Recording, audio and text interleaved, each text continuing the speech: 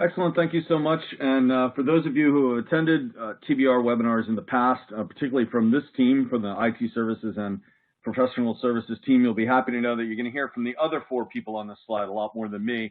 Elitsa and John are going to talk about IT services and the IT services benchmark broadly. Boz is going to talk about the digital transformation portfolio, and then Kelly Lesiczka is going to talk about management consulting. And as Haley mentioned, feel free to reach out to any of them or any of us not during the webinar, but certainly after it.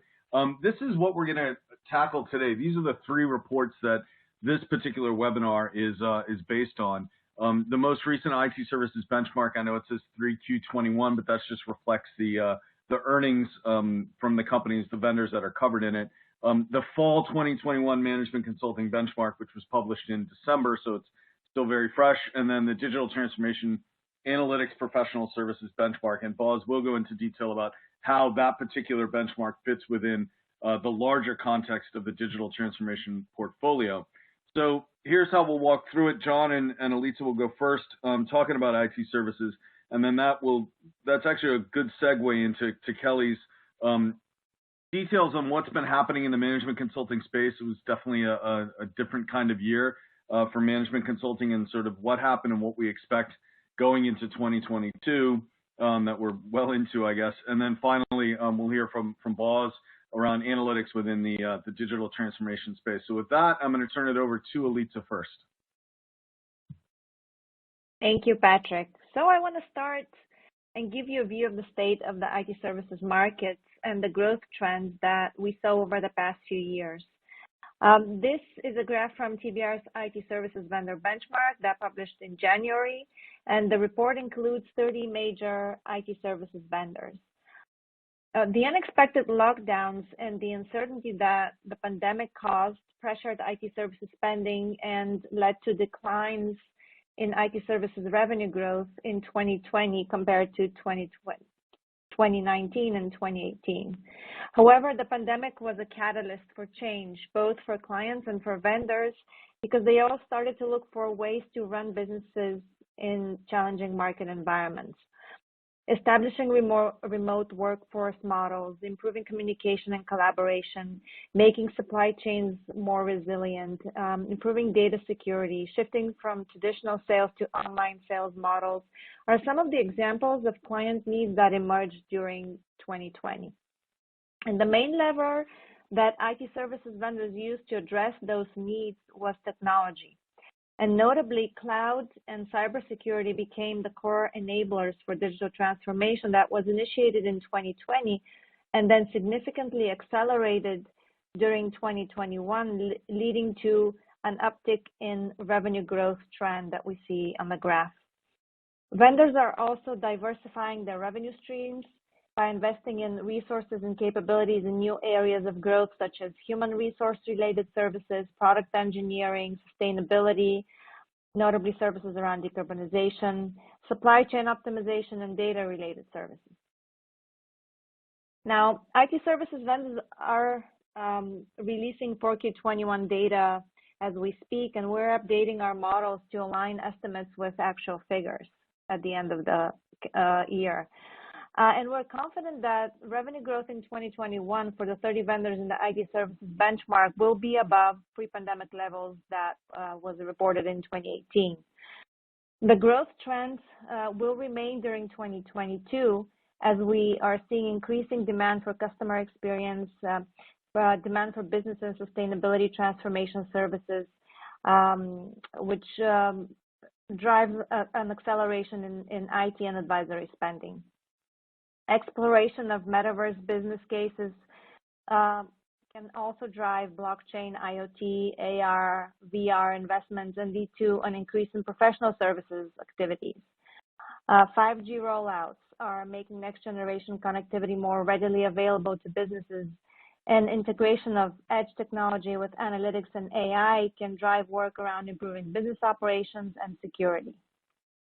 Development of COVID-19 vaccines and treatments are also levers to improve global health outcomes and can create opportunities for IT services vendors to consult on and implement clients' return to work strategies. How fast revenue will grow during 2022 will depend on multiple external factors. For example, the ongoing conflict between Russia and Ukraine and Russia's military attack on Ukraine today will push up macroeconomic uncertainty globally. It will potentially increase prices for oil, for natural gas, for raw materials, and for finished goods, and exacerbate global supply chain shortages. And such factors could slip into and negatively affect spending in the IT services space. IT services vendors' resources that are in Eastern Europe could be at risk, which could disrupt service delivery from nearshore locations to European clients. Additionally, rising employee attrition remains a major source of concern as demand for IT services continues to outstrip supply for skilled talent. Moving to the next slide, we summarize the three leading trends that we identified in the IT services vendor benchmark. And starting with trend one, it's about customer experience. We're seeing an acceleration in the customer experience activities across vendors, which this activity was actually stalled during the COVID-19 outbreak in 2020, because at that time, clients shifted their spend towards running the business instead of customer experience engagements. But during 2021, vendors gradually started to increase customer experience activities and utilize them as springboards into larger digital transformation projects. A resurgence in customer experience spending is being driven by improved IT budgets and widespread adoption of digital technologies that strengthen business models around data access, human resources, omnichannel sales, sustainability, and marketing. And we increasingly see IT services vendors also leveraging technology-enabled solutions from partners such as Salesforce, Adobe, SAP, Google Cloud to deliver customer experience engagements. Trend two is about profitability in IT services. Operating margin for the vendors in the benchmark has been improving, and in 3Q21, 9 of the top 10 operating margin leaders in the benchmark saw improvement in the metrics because they were able to rebalance the cost structure since the initial shock to profitability at the onset of the pandemic in early 2020. So vendors continue to leverage remote workforces. They also increase low-cost resources. Utilization for employee has been high. Automation is implemented to manage cost structures. At the same time, vendors have experienced supply-side pressures due to rising attrition and intensified competition to attract and retain talent, which on the other hand, now it's pressuring costs of services around employee compensation, training, and benefits. And while we'll continue to see vendors invest in automation and service delivery to free up human resources, going forward, we expect margins to be under pressure as opposed to what happened in 2021 because we're seeing intensified competition for talent, wage increases to retain talent, also increasing facility usage, increased travel because of opening post-pandemic. So those expenses will start to gradually pressure profitability in 2022. And the last trend is about people. IT services is a people-driven business, and human resources are the main levers for service delivery. So managing talent to address market demand is emerging really as a core challenge for IT services providers during 2022. And metrics such as attrition and employee attrition and employee utilization are really becoming important to track.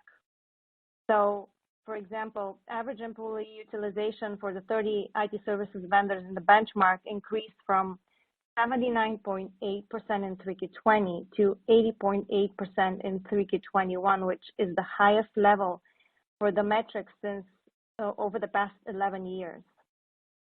Digital burnout continues to be a primary concern, and vendors are taking steps to right-size their benches because embedding automation at scale is not really in reach for for a large number of the vendors. Hiring will remain the quickest method to ensure employees are not being spread too thin across the organization. However, we're seeing increased competition among IT services providers to gain skills, often by poaching talent from peers. We're also seeing cloud and software giants such as Amazon Web Services, Google, and Microsoft actively recruiting IT services talent to pursue IT services revenues that are attached to their cloud offerings.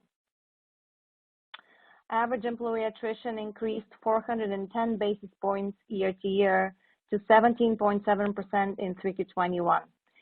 Vaccine rollouts and stabilizing market conditions continue to boost workers' confidence and induce employees to explore new opportunities with competitors, with software firms, with technology startups, and entrepreneurial endeavors, leading to further increases in average benchmark attrition during the quarter. Now I'd like to turn it over to John to provide details on the services line developments in the benchmark. Thanks, Elitsa. So I'm going to quickly cover our performance across 5 service lines that we track in our IT services benchmark. That includes data from 30 global service vendors. Some of it's estimated, some of it's reported. But as you can see here in the chart to the right, there was an accelerated growth across all 5 of those service lines. Very much broad-based demand for IT and digital transformation services that's largely being driven by cloud. And that's a growth segment that's included across these lines of businesses. So for CNSI, starting with that, it's the largest vertical. It accounts for over 40% of the total benchmarked revenue. Again, cloud being a big driver here and opening up a lot of new opportunities for vendors to tap into new data streams and support product development given clients are increasingly migrating their infrastructure and their applications and their systems all over to hybrid cloud ecosystems. And that's really, kind of what we've seen at the beginning of the pandemic related to business resiliency and optimizing costs and operations. So all of that, plus a lot of the macroeconomic buildup that we saw happen in later 2021, is really enabling a lot more investment in the advisory and the implementation of data governance and security and customer experience solutions, as well as applications of emerging technology around AI and IoT and blockchain. And also we're seeing some more speculative investments around AR and VR use cases like related to virtual recruitment and training. And as Elitsa mentioned, guidance related to the metaverse. So Kelly will be able to get more dive into the subsegment of that in management consulting after this. But I'll move on to ITO, where commoditization remains a big factor here in terms of profitability, and inflation may exacerbate that a bit as a lot of this work is fixed and long-term in nature. But at the same time, the service line actually grew for the first time in a few years because clients are still seeking out the vendors that can be a part of large run, build, and transform projects, maybe even more so than in the past as cloud is becoming much more widely adopted. So there's still legacy work being done here, but vendors are also continuing to embed automation into the service delivery and building out their certifications and capabilities that will help them move into more profitable managed cloud and cybersecurity operations that support those broad modernization projects. And application outsourcing, that remains the fastest growing service line. It grew 9%, accounting for just under 20% of total benchmark revenue. Again, very much driven by clients' adoption of cloud-based enterprise applications like SAP and ServiceNow, along with custom cloud-native application development and maintenance of those systems. And really here, scaled and agile delivery teams are going to remain a key competitive advantage for AO providers. It naturally favors the India-centric firms, but other vendors, smaller ones, are also quickly making efforts to strengthen their capabilities with key partners and gaining certifications to better compete. And finally, BPO, business process outsourcing, it grew quite well and benefits from a lot of the elevated client demand for run the business cost optimization engagements that have really kind of been ongoing since the start of the pandemic. Remote and hybrid working models very much remain prevalent during the pandemic. So vendors can drive opportunities around cloud and automation-enabled BPO services to address some of the HR and the back office processing bottlenecks that their clients are experiencing. And additionally, supply chain, particularly related to warehouse management, that's becoming kind of the next frontier for opportunities given the ongoing disruption of global supply chains.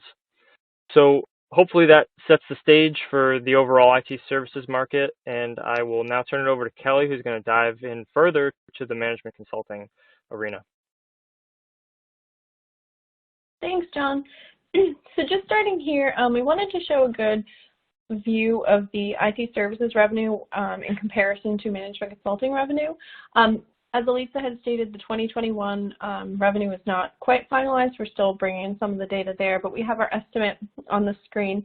And so taking a look at the benchmarked management consulting revenue, it's expected to remain higher than the IT services revenue, particularly as a lot of the clients had worked with management consulting vendors around the strategy renewal, organizational change, just shifting away the way that they use technology or use their employees, as well as the way that they're structured, and then as well as looking at the technology advisory services, so how they would implement certain technologies and how to use them and kind of shift their people around to support the use of those. Management consulting revenue did decelerate in 2020, but it is expected, similarly to the IT services revenue, to return to those pre-pandemic levels that we had seen back in 2018 and 2019. And so I wanted to take a look at some of the things that the vendors did differently, as Patrick had mentioned, and some of the things that were successful for the vendors throughout 2021. The first one that I wanted to walk through was around leadership. So many of the vendors had kind of changed the way that they structured their talent, shifting around different groups, as we had seen a lot of the different business units centered around products were launched, as well as different leadership was appointed to support some of these new groups around products, technology, as well as just to kind of shift the responses in different regions to pursue those different opportunities and appeal to the different talent and client needs in the region. With client remaining a top priority as well, many of the vendors look to change the way that they organize, the way that they work with their employees, including the separate establishment of different profit and loss structures to kind of help them appeal and work within the different industry dynamics, as well as to kind of simplify their businesses. Training is remaining a strong part of talent management for the vendors as well. So for the consulting side, kind of helping them to capture and develop both the business skills that they already have, strengthen those, while also teaching them how to work with different technologies and help them evolve those engagements and really effectively message the portfolios. The second correct move, you could call it, was around utilizing the different groups that they have, so cybersecurity and sustainability, and how that kind of leads into a different approach to both portfolio as well as a different approach to how vendors work with clients. So cybersecurity, as many of the clients had adopted those digital and cloud solutions more broadly than they had in the past, the need for cybersecurity definitely rose. And it's kind of using that as a breakaway to work more closely with the clients and make sure that their value is actually created and the solutions are working well. Sustainability is becoming increasingly common as well. It's becoming more ingrained as well. It's not so much a separate entity. A lot of the vendors do have products that are designed just for sustainability tracking, so different outputs or current status to kind of identify that, but it's becoming a part of the different solutions and just kind of part of how businesses approach their transformation and modernization products. The other one was around acquisition activities. At the height of the pandemic, the acquisitions slowed dramatically for vendors. but it kind of regained footing in 2021. So the vendors are really looking to add the cloud expertise as well as building sustainability. I know we saw a few acquisitions. McKinsey's a good example there. They had acquired Planetrix, I believe it's called, which was specific to climate data and the best way to respond to client risks. So kind of building out expertise in more of those emerging and smaller areas for the moment. Vendors were also using acquisitions to quickly fill portfolio gaps, assuming that it meshed well with the culture, so not adding a completely different firm, but making sure that they were able to effectively work together.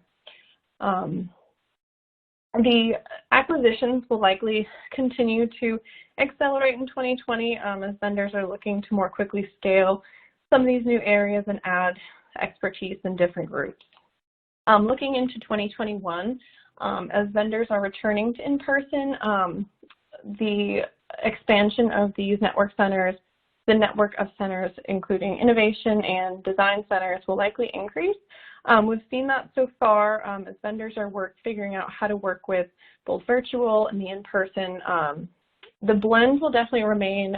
They'll still use a lot of those virtual technologies, but I think we'll see a stronger return to the in-person as well. So using their centers in different ways, but making sure they still expand the centers. We have seen a few different openings so far in 2021, and I think we'll just keep seeing it, especially as vendors can add talent differently now, the way that they may not have been able to in the past. The second one was around client relationships. Most of the vendors were working through the pandemic on some of those run the business needs, and the way that the consulting vendors approached a lot of these engagements kind of strengthened the value with the clients, and so it helped them work their way into these longer term engagements. So the way that they positioned the run the business needs positioned their clients to return to the same vendor for those additional cloud, digital, or even sustainability oriented solutions. Moving on to the next slide, we just wanted to talk about a few of the different trends that we had, that we saw, and that we will continue to see. So the first one is geo-specific, and we want to look at the APAC market. So cloud security and AI demand has been very strong in that region, which is following up on the last point, guiding some of the expansion of the talent and delivery hubs. So they're accelerating their hiring to support some of this demand. When looking in comparison to the other geographies for management consulting vendors, APAC does remain the smallest. It was approximately less than 20% in 1H21. But the vendors are continuing to expand and reshape their strategies as well as their capabilities. So using that new leadership as well as the new centers to kind of engage differently and work in different ways with their clients. One example here is Bain. They launched a global sustainability innovation center in Singapore to kind of help work more into that green economy and kind of break into that market there. And again, it shows that they're still expanding their centers. They're still working to really engage with clients differently, both in that virtual and hybrid model. I think acquisitions as well will also play into this, acquisitions, partnerships, as well as just organic development, particularly as vendors are looking to equip their employees with the skills around technology and consulting and business skills that can help them pursue innovation efforts internally. Consulting vendors are also ramping up strategy activities as clients are lowering the emphasis on operational chats. Strategy kind of followed through as the vendors work to solve a lot of the run the business problems.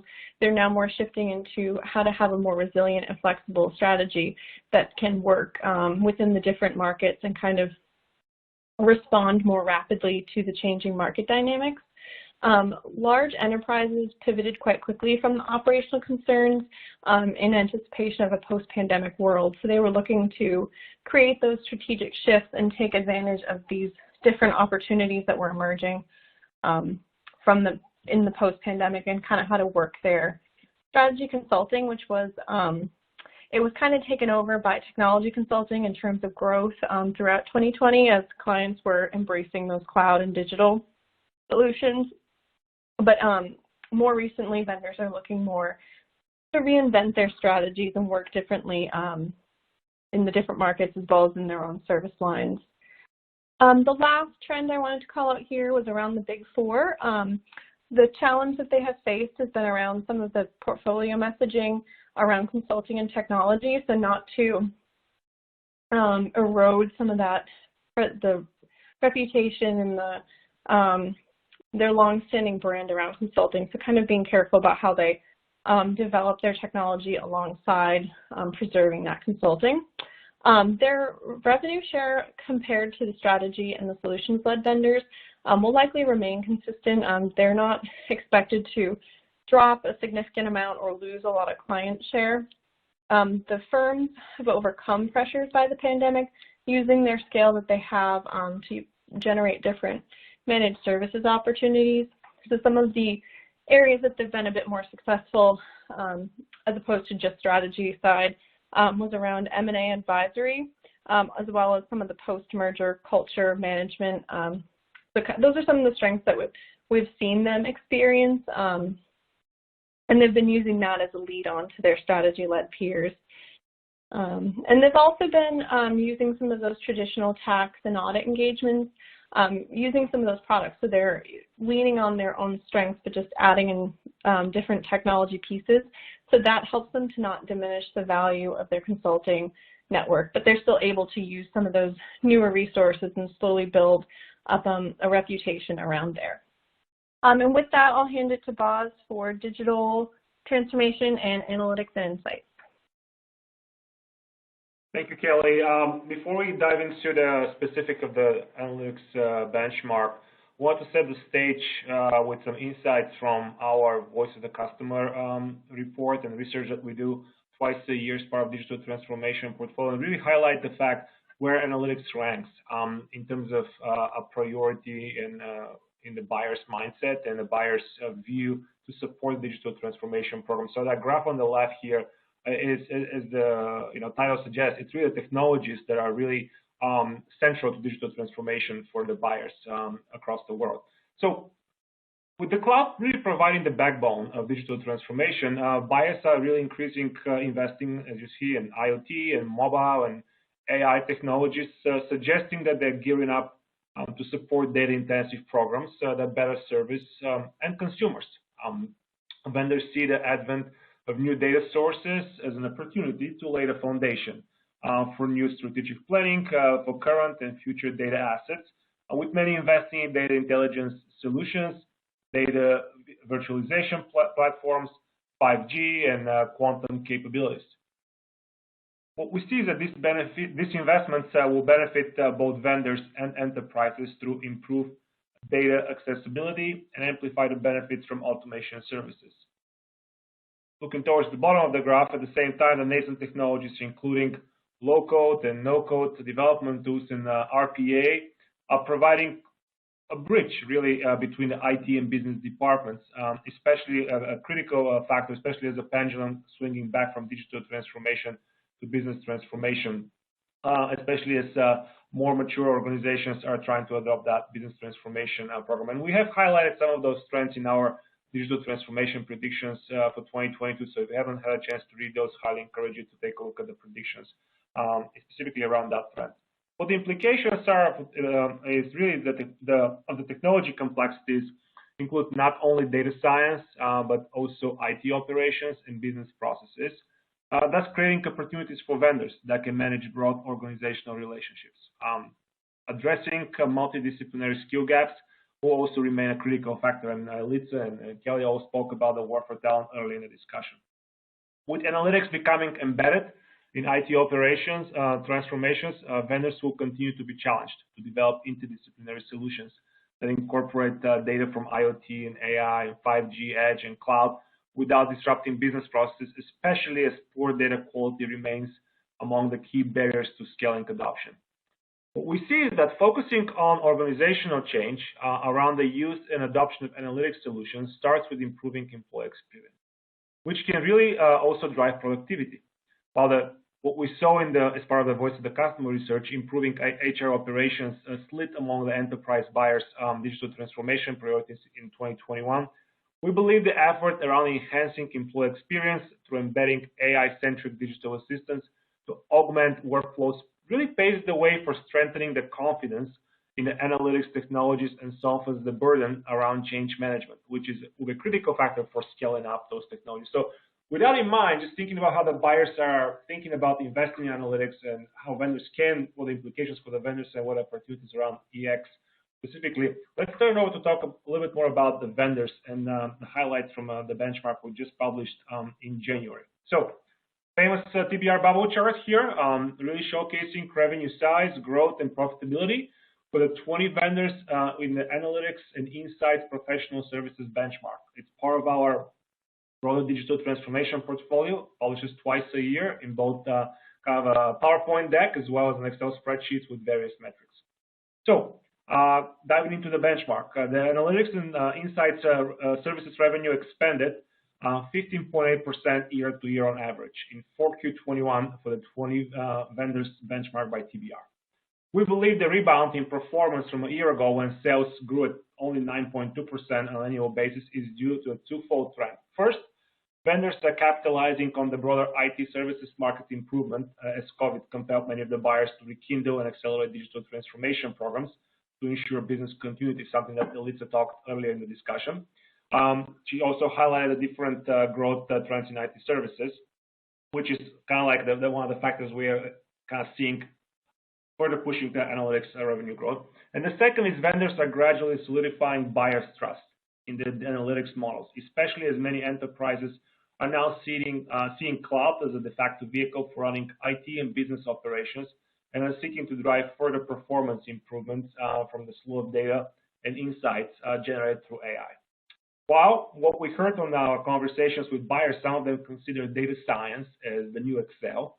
The ongoing war for talent suggests that the field is far from reaching maturity. However, vendors should also remain cognizant on the perception of their analytics value proposition to avoid saturation. Accounting for changing generational leaders who expect the technology to work will also be key. Focusing on the business discussion enabled through pointed partner relationships could also help separate winning vendors from the lagging ones. So it's kind of like a lot of moving pieces, so to speak, in that space. But here's some of the highlights of the specific vendors that we highlight in the benchmark. 5 of the 20 benchmark vendors are now generating over $1 billion in revenue on a quarterly basis, up from 3 vendors a year ago. In addition to Accenture, IBM, and Deloitte, which have dominated the top 3 spots since we launched the benchmark back in the mid-2010s, EY and TCS are now part of the billion-dollar club, ranking number 4 and number 5, respectively, in revenue size in 4Q21. Capgemini is the next contender to join its peers, as we estimate the company generated $954 million in quarterly sales in 4Q21, followed by Cognizant and PwC, which each generated over $750 billion in analytics and insights revenue in 4Q21. At the same time, Wipro was the fastest growing, largely due to an inorganic push from the company's acquisition of UK-based Capco. We estimate the purchase added about $160 million per quarter in Wipro overall sales, with portions trickling through the A&I performance largely within the consulting domain. As I said, IBM and Accenture and Deloitte kind of continue to battle for the top 3 spots, but Accenture essentially is the leading, and is in terms of a revenue size. And really, it took the lead over IBM about 18 months ago, as the company capitalized on its overall market position and household name status among the IT and increasingly business buyers. While the Accenture Applied Intelligence units continues to drive performance, Accenture's broad-based investments in new domains, including product engineering and sustainability, as well as companies' ongoing push into cloud, provide new revenue channels as buyers seek to automate data workloads, migration, and build robust data-enabled roadmap guiding for the next phase of the digital transformation program with minimal disruption. With Kyndryl now officially spun off, IBM has certainly an opportunity to capitalize on a streamlined structure as benefits from ongoing investments in cloud and AI, with recently created IBM Consulting spearheading the efforts. IBM Consulting simplifies go-to-market messaging and establishing 4 areas of focus in differentiation, strategy, experience, technology, and operations, which is closely resonating and resembling Accenture's 4 areas of operations, technology, strategy, and consulting interactive. What we believe IBM has opportunity here is evolving relationship with big 4 companies who help the company increase business-led technology-enabled opportunities in the AI domain. IBM recently expanded its 21-year relationship with Deloitte to deliver AI-managed analytics solutions that unlocks business insights in the hybrid cloud. The company also forged a partnership with KPMG to augment KPMG Ignite AI platform with Red Hat OpenShift and to enable the platform to be deployed across the hybrid cloud environment. So a lot of moving pieces on the IBM side as well as they're trying to recapture their #1 spot from Accenture. Going down the stack in terms of the revenue size, EY is certainly rapidly closing the gap with Deloitte for the #3 spot in terms of revenue size. Same time, Deloitte is doubling down on its investments, supporting the Deloitte AI Institute, including the launch of the Deloitte AI Academy, as well as the AI dossier, which is kind of like a catalog of companies' use cases. While the Deloitte AI investments represent the logical evolution of the firm's portfolio, we see a few challenges ahead of the company.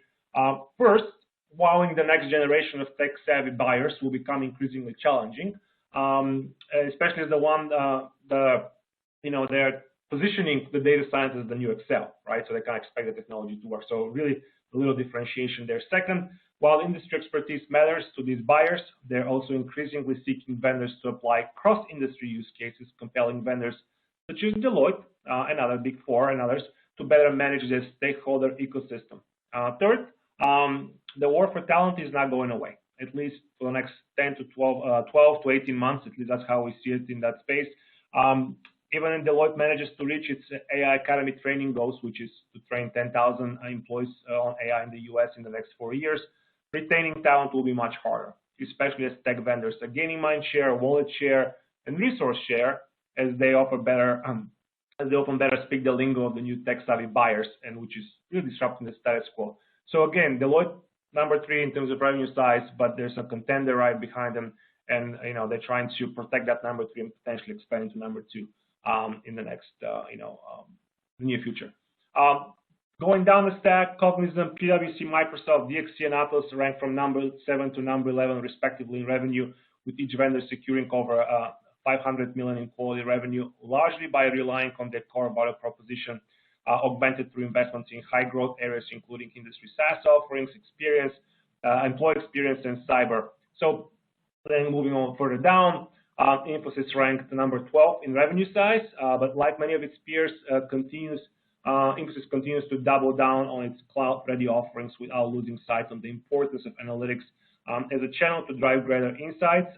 We expect recent portfolio expansion, including the launch of their Edge Assist 19.0 version, which is capable of scaling large automation processes, as well as the product-centric value delivery model, which is an IT consulting framework that leverages agile, DevOps, data analytics, and security capabilities to support clients' digital transformation around key enterprise products and platforms to really help boost Infosys' position and accelerate its analytics performance and climb up into the top 10 in terms of revenue size throughout 2020.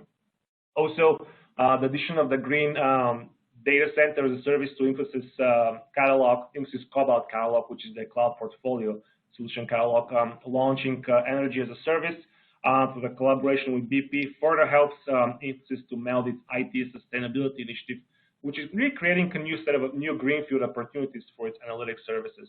So Infosys is basically on its way to getting to the top 10 within 2022 through its cloud and investments, as well as the broader analytics and sustainability portfolio offerings. So with all that being said here in terms of the revenue and the ranking of the vendors, what we don't really anticipate is a major reshuffle in the ranking among the top 3 vendors. We do expect IBM again to reorient its efforts following the spin-off for Kyndryl to try to regain #1 position. The main fight, we believe, will remain among the rest of the vendors, among the top 10 contenders. Each of those vendors maintain a strong core value proposition, demonstrated through the accelerated performance at the corporate level, which we talked about, largely fueled by cloud, thus providing a ripe opportunity for them to demonstrate the value of the algorithms when it comes to managing enterprise digital transformation programs spanning from IT operations through finance and HR processes. To remain successful, though, vendors will need to manage their partner ecosystem differently, as no vendor can do it all alone. Additionally, digital transformation buyers are increasingly demanding a division of labor among third-party providers, as services vendors often deploy a billable hour approach to simply spin the meter, raising buyers' concern about their true intentions. What we see moving forward is that as services vendors retune their partner messaging and go-to-market efforts, the analytics domain, analytics market, provides a strong use case to pivot from being vendor agnostic to capability aligned. That's going to really turn the tables and the change of the messaging when it comes to being a vendor agnostic to being vendor aligned or capability aligned. That's something that we are kind of looking closer, not just within the analytics space, but in the broader IT services. But certainly in the analytics domain provides the opportunity to build that use case and see how successful it goes forward when vendors are trying to evolve their partner ecosystem value proposition. But I will turn it over to Patrick for wrap-up comments and see if you have any questions on the line. Patrick, over to you. Excellent. Thanks so much. So I just want to show before we finish the extent of the coverage that we've been talking about today. This is the breakdown of the IT services benchmark. This is a quarterly publication, and you can see all the vendors that we cover. You can see all the different metrics. It's delivered both as a PowerPoint deck with all the analysis broken out in all the different areas, but also as a spreadsheet so you can get the data and manipulate the data, do whatever you want with it. So that's the IT services coverage. The next area was that Kelly talked about management consulting. This is a semi-annual report. It's probably the most complex and the deepest report that we have at TBR, and you can see why. Not only is it the management consultancies, some of which do not, the majority of which do not report their earnings, so we have to do a lot of work to model out the metrics. But then we also cover across different service lines, breaking even down operations into different pieces, and we look at the verticals, we look at the regions. So and we segment some of those vendors as well. So you can see this is a pretty complex benchmark. Again, that's why it only comes out semi-annually. And then finally, here is the digital transformation analytics. The digital transformation analytics benchmark coverage.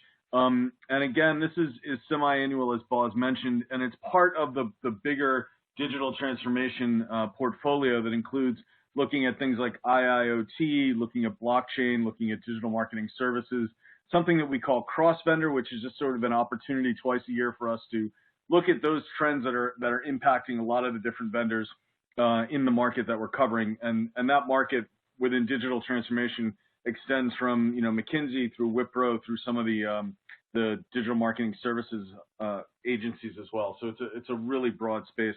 We do have time. We have some questions in the queue, and we certainly have time to take more if you'd like. So if you do have a question, please go ahead and submit it now. I will put up our names here with our email, and you can also see the exact coverage of who does what here on the team. Let me go through the first question here. I think it's probably going to start with Boz maybe, but then we'll probably hear from Elitsa as well. How do you see IT services and consultancies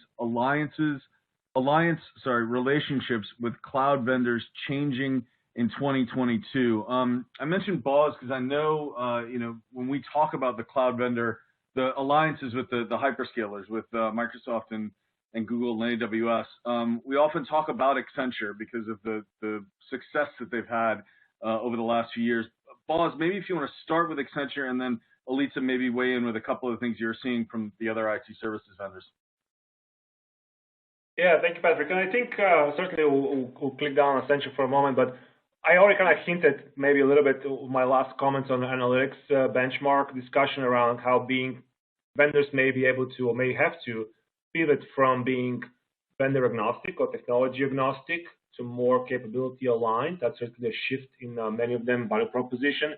And Accenture is a good example of leading the way in many respects, with the formation of their business groups over the last several years that many its peers are trying to mimic and and replicate, so to speak, where they link joint resources with, let's say, AWS or with Salesforce or with Oracle, with SAP, you name it, with the big technology vendors, with Microsoft, to go to market, to co-innovate, to co-develop offerings, to support joint clients, and so on and so forth. So trying to be a little bit more capability aligned, I think it's something that we may expect to see evolve as a value proposition.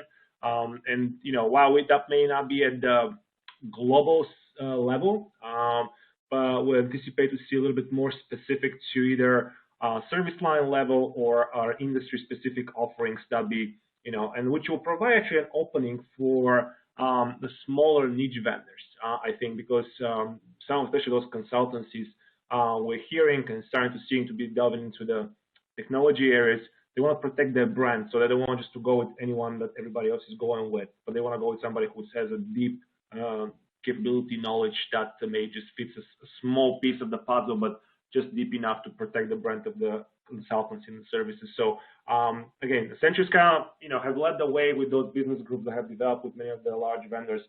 We see some of the India-centric vendors doing that in the last few years, but really it's about evolving the exclusivity around the relationships moving forward. I'm not sure if Elitsa has any more comments on you. Yeah, go ahead. Yeah, I can add here that the vendors that I track, I've seen a lot of activities going on in terms of developing industry expertise together with the hyperscalers, and also getting recognition and awards by AWS or Google Cloud, Microsoft, around specific industry capabilities. So really the industry angle is becoming of great importance. Financial services is one example, but it's not limited to financial services.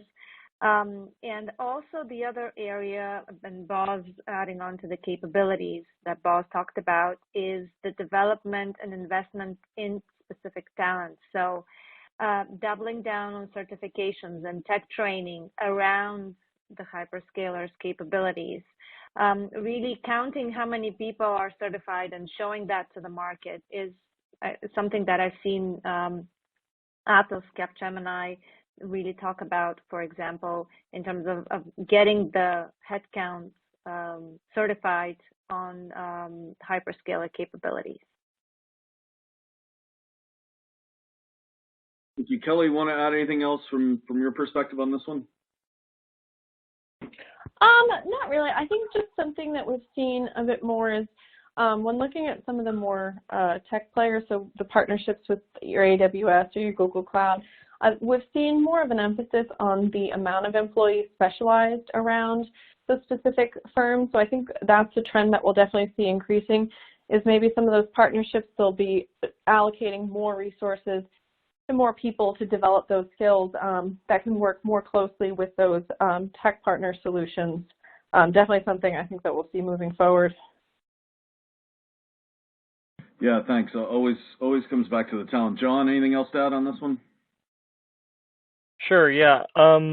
So I agree completely with everything everybody said so far. But just to add, I think a lot of vendors may get sucked into the hype around the big three, but you have to keep in mind also that there are other cloud providers out there besides AWS, Google Cloud, and Azure, like IBM and its financial services cloud. So I think that kind of fits into what Elitsa was saying about the industry component, but then to fit into what Boz is saying about the capability is that there's also cloud providers out there, smaller ones for sure, but that specialize in something like machine or deep learning. And so if you're able to bring that capability, that can just set you apart, in a niche way, but still set you apart from other larger vendors.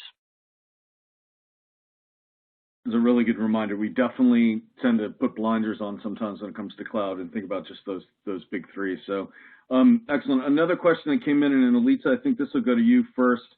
How do IT services revenues and growth compare across regions? Does TBR have that data? So I pulled up the slides. You can see the coverage. Elitsa, you want to answer this one? Yes, we do track geographies in the IT services benchmark. We split revenues by 3 regions, Americas, EMEA, and Asia Pacific. By relative share, in 3Q21, Americas was leading, followed by EMEA and then Asia Pacific. So the splits were close to 40% for Americas, 35% for EMEA, and the rest for Asia Pacific. In terms of revenue growth, the Americas and EMEA were closely tracking each other in terms of growth. It was in the high single digits, while Asia Pacific was growing around 2-3% year to year. And the leading factors, again, digital transformation, cloud, cybersecurity was cutting across the three geographies in terms of demand. There are slight nuances. For example, in the Americas, specifically in North America, there is demand for modernization through secure hybrid IT in the public sector. So the U.S. government looking to adopt that type of technology, such as, for example, cloud and AI. So that was one of the revenue growth contributors, specifically to North America. For EMEA, it was broadly speaking, covering areas such as data privacy, supply chain, sustainability, cloud and cybersecurity. So driving advisory integration and managed services activities with clients. And again, we see more interest around outsourcing within Europe for clients that reside in Europe and delivery from nearshore locations. Excellent. Thank you, Elitsa. And cybersecurity and supply chain are definitely going to be hot topics after what happened overnight. So we have another question in here, and it is, do you see any clear winners in the acquisition of talent? Likewise, do you see any clear losers in terms of attrition of solid talent? I have my own soapbox on this one, but I'll let the four analysts go first, and then maybe I'll have some thoughts at the end based on what they say. Let's hear, I think, first from Boz and then Kelly. Sorry, Boz, then Elitsa, then Kelly, then John on this one. Who are the winners and who's losing the good talent? Boz? Yeah, it's a great question. I think it's certainly top of mind for many, as we discussed throughout the deck today. What we see is, many of the vendors perceive the war for talent as a zero-sum game. And, they're saying, we're going to lose some, we're going to win some, they're going to go to competitors, we're going to get from the competitors, and so on and so forth. But I think what has been emerging as a trend is those sort of quote-unquote disruptors, right? Startups and crowdsourcing platforms that have been really drawing talent out from the traditional vendors and really trying to be more appealing to kind of the new generation of workforce, right? With the different incentives and so on and so forth. We actually published as one of our predictions for global delivery for 2022 that TikTok is really kind of becoming the winner of the talent and taking talent from TCS for that matter, right? And just TikTok was a name that came up constantly throughout the conversations in 2021 as a kind of a disruptor, a large-scale disruptor, of where a lot of the software engineers were opting in for just because they were appealing to those kind of like maybe 3 to 5, 5 to 7 year software engineers in terms of like experience, and getting into them to work for a company that kind of had similar vision to what those guys wanted to and gals wanted to work on in terms of projects. So is there a clear winner? Again, TikTok is just one name, but I think it's more about the identifying the crowdsourcing platforms like GitHub and GitLab as a way of trying to appeal to a different lifestyle and work-life balance. I think that's something to account for. On the loser side, attrition, Elitsa spoke about attrition earlier in the conversation. I think one of the vendors that have probably struggled the most with attrition within the IT services space recently have been Cognizant, but I don't think that they're the only one that are facing that issue. Everyone that we cover in that services space have seen increase in attrition. Even someone like TCS, which has traditionally been managing their attrition level well below industry average, well below peer average, their attrition continues to spike. Accenture as well, so a spike in attrition over 3 to 3 quarters. They're trying to stabilize it with increasing hiring. So it's kind of like, more of that, trying to offset some of the rising attrition. But, solid talent is about leadership, I think, and it's about, how well, companies are able to maneuver and navigate the dynamics. And it's about understanding, how their culture aligns to the new value proposition, to the new market trends, and so forth. So I know I kind of sprinkle a few names, but I think this is understanding it's not just a zero-sum game anymore. It's an important factor. You need to think about culture and leadership moving forward. Elitsa?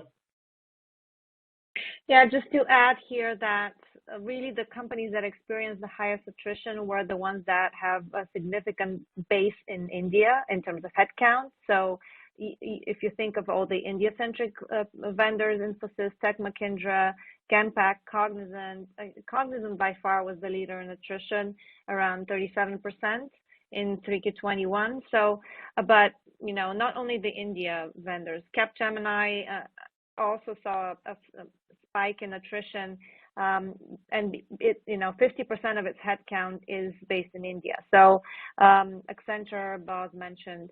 So I think India was really a factor for that movement of talent and changes in attrition levels. But for some of the companies, they are actually going back to pre-pandemic levels. So, for example, for Capgemini, 19% attrition in 3Q21 is actually slightly lower than what the company experienced in 2018 and 2019 in terms of attrition. So it was really a very stable and declining attrition during the past year. So we kind of got used to low numbers, and now all of a sudden it's a compare that looks shocking, but actually specifically for Capgemini, it was levels that are below pre-pandemic. So it's kind of going back to its normal way of operating in terms of employee leaving the company. Excellent, thanks. And we're running out of time to hear from Kelly and John, so we'll have to have that discussion another time. But please feel free to reach out to us. Let me put our email addresses up there again so you can see. If you do have any questions, feel free to reach out. Haley, over to you to close up. Thanks, Patrick. Thanks, team. Like Patrick said, if you have any additional questions, feel free to reach out through the emails on the screen or the webinars@TBRI email. If you have a few moments, it would be greatly appreciated if you could fill out the survey that's going to pop up on your screen. A replay version of the webcast will be available after the event and will be sent out to all of you via email. To view a list of our upcoming and past webinars, you can get that on tbri.com, and be sure to join us next Thursday on March 3rd for 2022 Predictions Devices. Thank you all and have a great rest of your day.